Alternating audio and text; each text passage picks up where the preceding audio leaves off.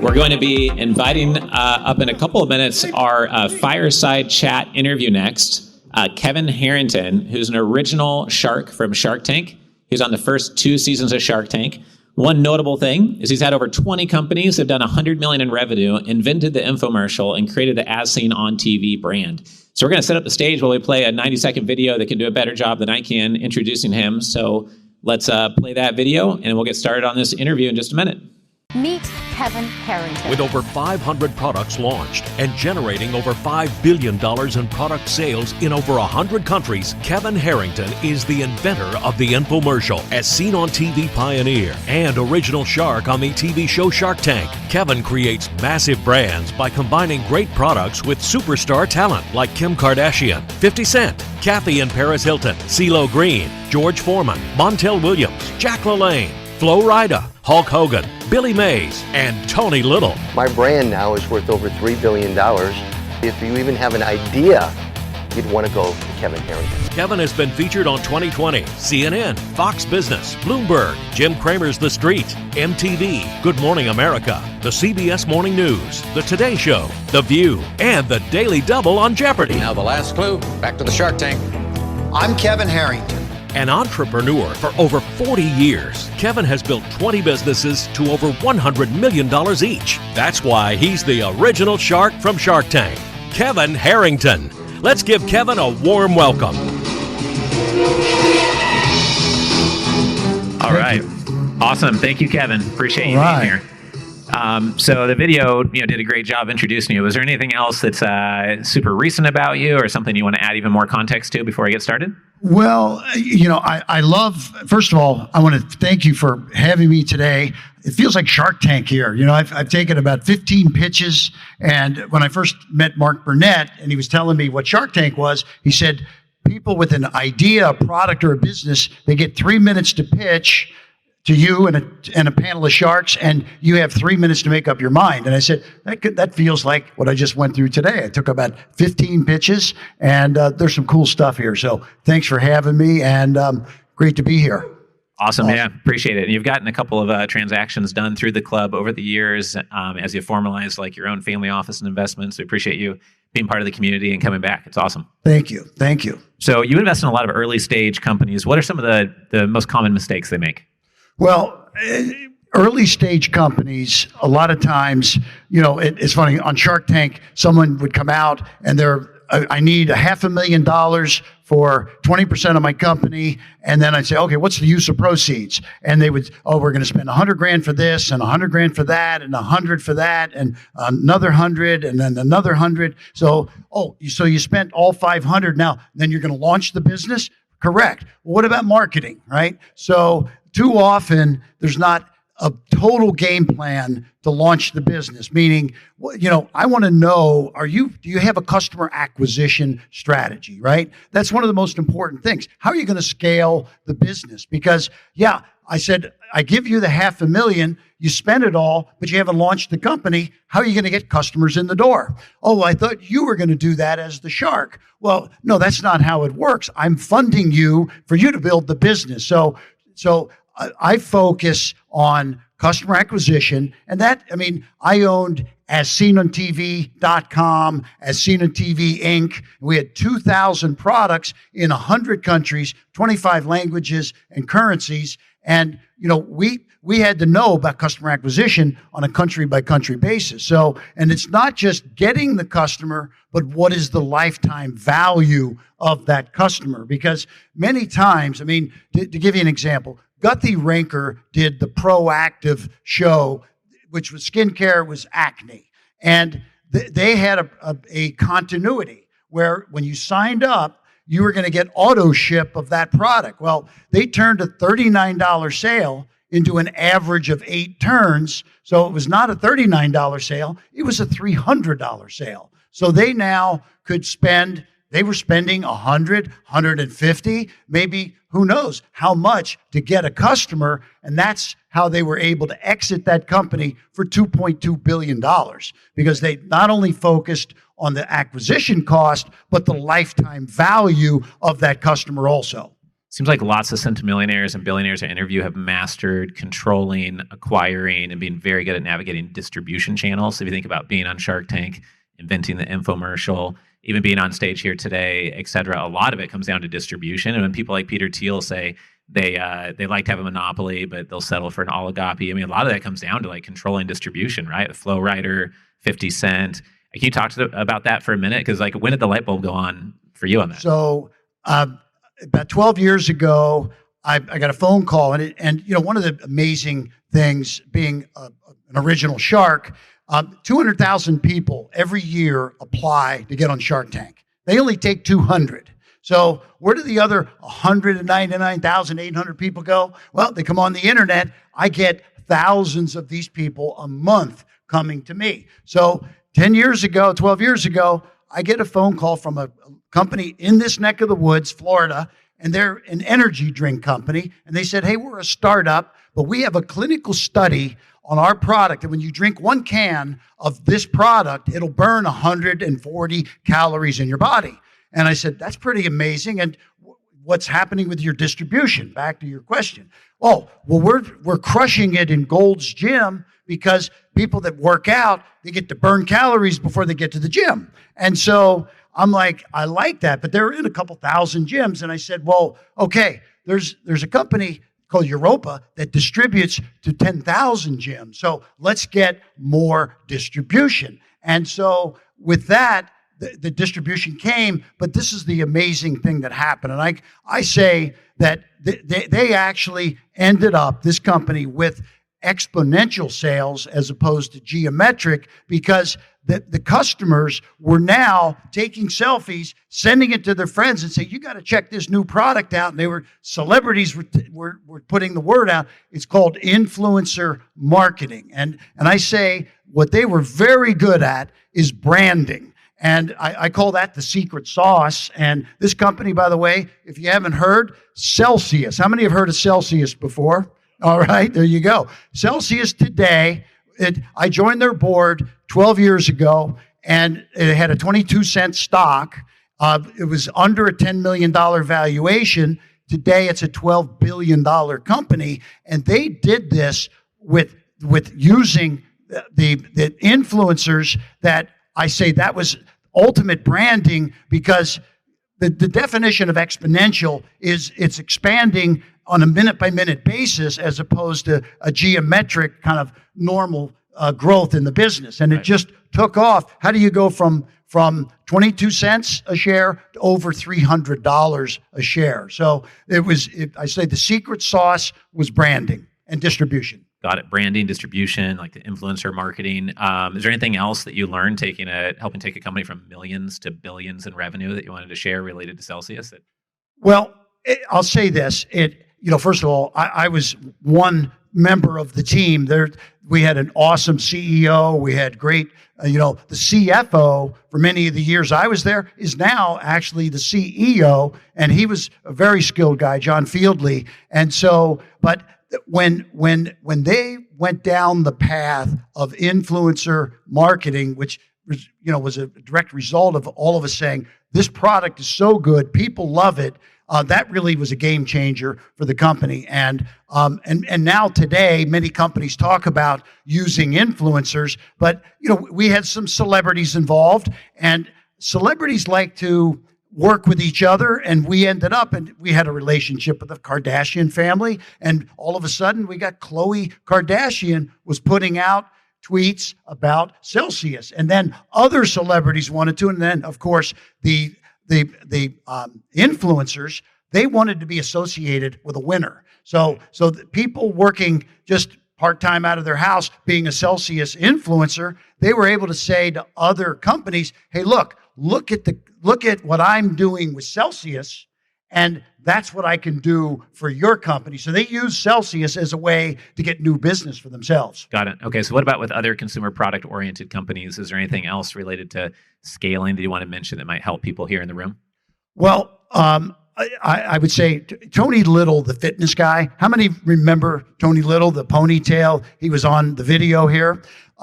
Tony, when I first met him, he was showing me products, and I'm thinking, Tony, they look interesting and you're excited about them, but do you have any testimonials, right? And so he's like, testimonials. He grabs his drawer, opens it up, and he's showing me before and after.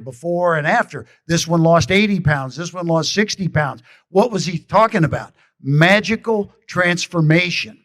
And in my world of video, that is something that sells. And it's funny, tomorrow morning, I'm shooting an infomercial with Tony Little back in Tampa, Florida, because I've done a dozen plus projects over $1 billion in sales with one guy, and he is awesome because he knows how to get that magical transformation from the customer. Somebody that couldn't even get on a bicycle and ride it, that now is out jogging around the block, and really in good shape and lost a lot of weight. So, yes, that is, it's in the world of as seen on TV, and now even the digital landscape, TikTok Shop and Amazon, etc. You're still, magical transformation is always a good winner at selling products. Right. So were you born high energy for infomercials, or is it Celsius, or? I haven't had a Celsius yet today, but I will say I get excited about the business that I'm in. And just walking the floor, I love meeting entrepreneurs. I was one of the original co-founders of the Entrepreneurs Organization in 1987. We were young entrepreneurs, Michael Dell, myself, Ted Leonsis, who owns the Capitals and the Wizards and very successful billionaire. I just, when I get around entrepreneurs, I feed off of it and just love being around. Awesome. Yeah, my morning talk tomorrow, and they give 6 things everyone in the room should be doing if they want to work with investors. One of them is to create a 1-minute pitch video. You're the master of creating pitch videos. Any quick tips for people in the room that need to make one? Yes. So I have a 10-step formula. If we don't have time for that, I'll put it in 3 steps. Tease, please, and seize. You tease, you've got to solve a problem. So solve a problem, but tease it up front with something attention-getting. So, because you got to get, in the world of TV, and now talk about the internet, you've got seconds before people are switching off to another site or something else. So you got to get my attention, and you got to show me a problem. Now that's the tease. Now I'm within 3 to 5 seconds, you've got me watching, paying attention, and now you're going to please by giving me, what do we talk about? Magical transformations, testimonials, demonstrations, before and after. So now sell me the benefits and the solutions to the problem that was just presented. And then if you don't have the C's, which is create an irresistible offer, you're not going to make the sale. Because when we did the Ginsu knife, for example, one knife, 1995. Well, people were, we did a lot of demos, but wait, that's a lot of money for one knife. But for the first 10 people, and this was live when I first saw the pitch, for the first 10 people, you're going to get a second one absolutely free. Now it's starting to get better. But wait, there's more. 6 free steak knives, a paring knife, a bread knife, 10 knives for $20. Okay, now it's becoming irresistible. So that and we just translated that pitch to television, and we did hundreds of millions of dollars. Wow. Okay. So what about if someone meets you, wants to get your attention either via email, a cold reach out here in the room? What gets your attention and gets you to lean forward?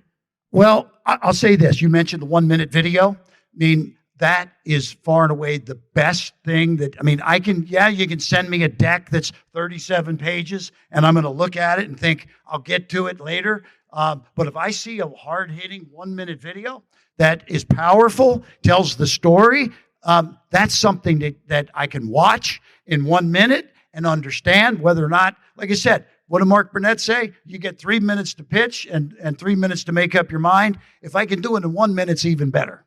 Right. Got it. So you've closed probably 1,000 joint ventures and licensing deals, et cetera. Any big tips on negotiating royalties or closing deals that you want to share with people here in the room?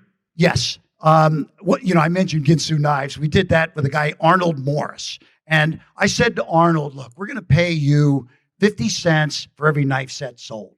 And Arnold was like, look, that sounds low, 50 cents. I mean, you're going to get, at 19.95 and I'm only getting 50 cents. But I said, Arnold, if this works, it's going to sell millions. And so I'll never forget, we were sending Arnold a check for hundreds of thousands of dollars a month. And my CFO would come in and say, Kevin, why are you sending this guy Arnold hundreds of thousands of dollars? I said, why? Because we agreed to it. We're using his IP, his likeness, his image, his pitch, and that's what the deal is. But guess what? It's an investment for him to bring the next deal. And Arnold, he brought us 15 deals over his lifetime. And he brought us Billy Mays, and Billy did OxyClean, right? He brought us another lady, Sandy Mason. We had a blender chopper mixer, and John Parkin, who did the car wax where we lit the Rolls Royce on fire and the car wax protected from fire and acid, and all the demos that are created. So the bottom line is I strike a fair deal, and to do 1,000 deals, if I want to do a deal with somebody that if I'm in their shoes, I would look at that deal and say I would take that deal. Right. And 50 cents an order turned out to be a good deal for both of us. And it also ensured that we were going to get all of Arnold's next deals. And that was really where billions of dollars were done. That's awesome. Yeah. Sam Zell had a book called Am I Being Too Subtle? And he talks about that in the book. He doesn't want to leave the deal like messing over the other party. He wants to do a deal so they want to come back to the table, obviously. And I've been on phone calls and in meetings negotiating deals with Kevin. He's this high energy on phone calls too. It's not just a stage thing he does. So I appreciate that about you. What are you doing in this stage of your life? What are you focused on? Well, lots of good things. As I get to be an older entrepreneur, I'm working a little less. I turned the business over. I have a son who's here in the room somewhere, Brian Harrington.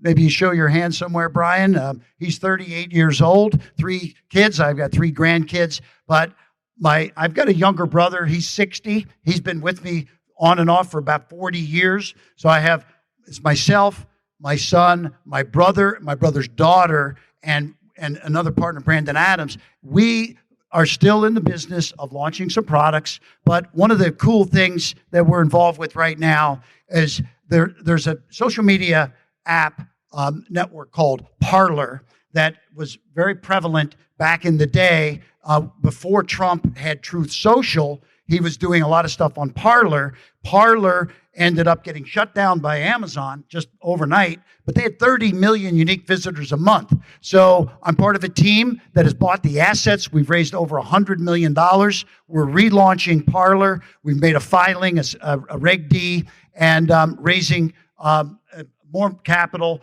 and that is going to be relaunching. We've got about 20 million unique visitors a month coming now, but my role inside that umbrella will be not only to be an advisor to the company and help raise capital, invest some capital, but also we're going to be focused on all the products that are coming to Parler, Parler Shop, etc. Much like TikTok Shop is crushing it, Parler Shop and the associated brands that we use to launch products on Parler, myself and my team will be the exclusive agents working with all of those products. So we're really excited about that as a next phase project. Yeah, congrats. So with that deal and other deals you've done, what do you think is really core to your success that other people just undervalue or write off, but inside that's super core to your success, even if they don't always listen to you? So I think I would say that, in the old days, we were cutting deals. The way we did it is we found downtime on the TV stations, right? Discovery Channel, when it launched, was an 18-hour-a-day channel. It's 6 hours of downtime. I went to Discovery, and I gave them $350,000 for that 6 hours for an annual contract, multi-year. So I technically owned a quarter of the network for $350,000 a year. But then I went to Nashville. Then I went to Lifetime. Then I found out, wait a minute, if these infomercials work in the U.S., they also are going to work outside the U.S. just like movies do, right? So we launched in England on Sky Channel with Rupert Murdoch. And then we launched in the Middle East with Sheikh Salah Camel. He had 5 channels that went dark at midnight, came on at 6 a.m. So we were filling the airwaves. And I think what was happening, our company, and we were just a startup, but we went from 0 to 500 million. I call it kind of exponential because we had so many new slots of airtime coming on. All we had to do was take the library that we had and dub it into the local language, and we were instantly in business in Saudi Arabia and all the Arabic countries, in Germany and Holland and France, in the local languages. So I think the focus is, I like exponential, and I said it with Celsius, branding is the secret sauce. And in the old days, it was airtime that was available in many, many markets all around the world. That was our secret sauce to build our business. Got it. Makes sense. What if you're in a tough negotiation? How do you close the sale? Are you all about meeting in person? Do you use like a certain go-to line or relationship development process? How do you close big sales? Well, that's a great question.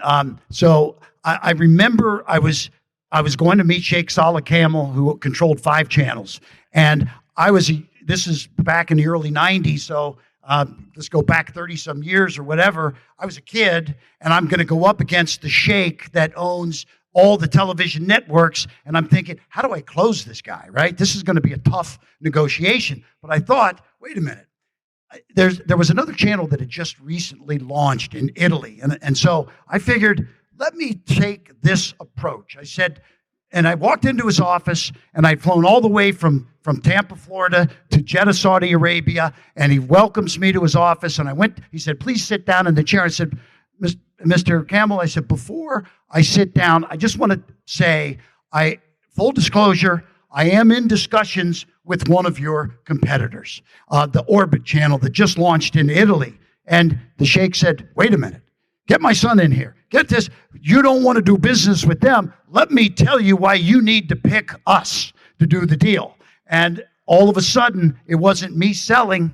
It was him selling me to pick him, because I had a library of shows to put in his 30 hours of downtime every day. So I turned it from selling and closing the deal to I was here to qualify the relationship to see if he was the right partner. And it worked. Awesome. We closed that deal. Yeah, awesome. Yeah. Congrats. That's great. So one question I had, one of the last 2 questions here, is just related to energy levels and health. Sam Altman recently said, I've never met a successful, slow-moving person. So can you comment on health routine and energy levels and how you manage your own energy? Anything related to that? Well, thank you for that. I appreciate it. I'll say this. I'm born one of 6 kids, Irish Catholic family, Cincinnati, Ohio. My dad was in the bar business, and I started 13 years old working in bars with my father. And of course, I started drinking beer when I was probably 14 or 15. And so I'm like, when I got to 50, and I've got my 70th birthday will be my next birthday. So this is almost 20 years ago. I said, I want to live a long time. And I want to wait. I'm not going to wait till I'm 70 to start taking care of myself. I stopped drinking. And so 50 years old, that's 19 years ago, I stopped drinking. Then I was smoking 3-4 cigars a day. Guess what? I said, forget the cigars. And by the way, my energy levels increased. Just the drinking alone. I lost 18 pounds. I got more energy. I started working out. And I'll say this, your mind gets clearer. And it was an awesome change for me. And I know some people maybe don't need to go cold turkey like I did, but it worked for me. And no drinking, no cigars, and I like some of the sweets every now and then. So a little ice cream and dessert, but you got to take care of yourself a little bit. But no, I think being in good health, like you said, I want to be able to move at lightning speeds, because like I said, 200,000 people a year going to Shark Tank. We're getting thousands of them coming to us. And this is one of the reasons why I think we have a great opportunity with our business, because we're not, in the old days, I would maybe look at 8 or 10 deals and have to make a decision, which one of these do I want to invest in? And we would launch 5 or 8 or 10 projects a year. Well, go on Shark Tank. Now I'm getting thousands of deals. The more you have to pick from, the higher the quality is going to be. So how can you position yourself to get more deal flow and higher quality deal flow. Of course, it didn't hurt being a shark on Shark Tank, but it's something you can do by writing books, branding yourself, going on, speaking and events, being on stage with Richard Wilson, etc. You have to put a plan together, and that ultimately is what I did after having some meetings with some advisors. I said, hey, I want to take myself to the next level. And they said, Kevin, you got to start doing things like writing books and getting on stage. And after doing that, that's when I got the phone call from Mark Burnett. So, and it happened after I also kind of energized myself from the personal changes that I just made. Wow, awesome. Yeah, in 18 years running this investor club, one of those powerful things I could ever tell an investor is to figure out how to see deals first, exclusively, and at better valuations. Yes. And you do that by looking strategic, and you're obviously super strategic for consumer brands, any company that needs branding and influencer marketing, et cetera. Is there any last comment you wanted to make? We're probably like 5 or 7 minutes over, and I just kind of ignored the time clock because I liked what you were saying, but is there anything else you want to add? Oh, well, let's see. I think we've kind of talked about it.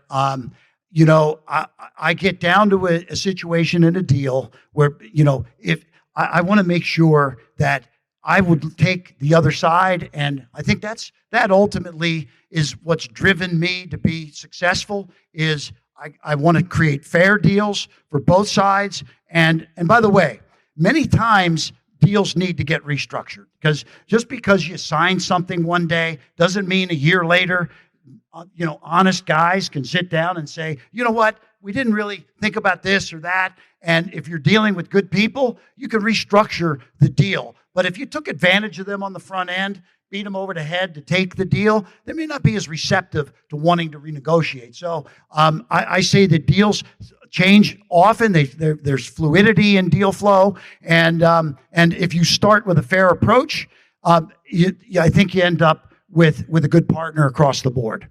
Awesome. Great. Nice job. Let's give him a big round of applause. Thank you. Thank you. All right. Thank you.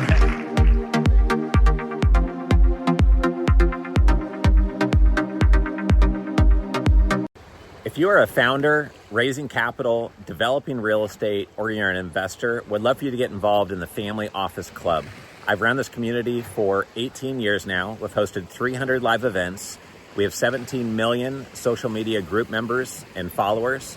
We have the #1 YouTube channel on family offices. We have the #1 most popular podcast on family offices.